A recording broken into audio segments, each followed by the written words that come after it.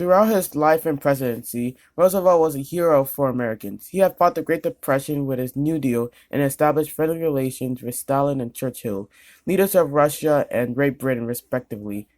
Before I discuss Roosevelt's feats as president, a trip back to the Hoover era is necessary.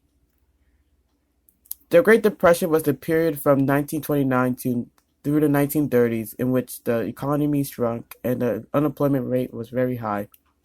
Under Herbert Hoover's supervision, the Depression gradually became more severe through his failed policies. In 1932, however, the fall of the economy and Hoover's inability to combat the Great Depression cost him his re-election.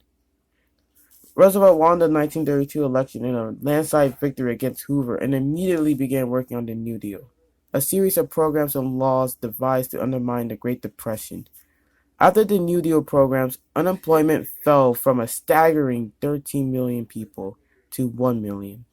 In addition, the New Deal still stabilizes our economy, especially the Social Security system and the Wagner Act. A few years after the New Deal, the United States entered World War II on the side of the Allied powers, seeking vengeance for the bombing of Pearl Harbor by the Japanese. Roosevelt became the first president to leave the country during wartime because he wished to be on friendly terms with Stalin and Churchill. 3 years later, the Big Three, which was Roosevelt, Churchill, and Stalin, met in the Jalta Conference, where Roosevelt got Stalin's support against Japan. The Big Three also laid the foundation for a post-war international peace organization that would later become the United Nations. In the same year, Roosevelt and Churchill carried out Operation Overlord, which was a consolidated invasion of Normandy, France.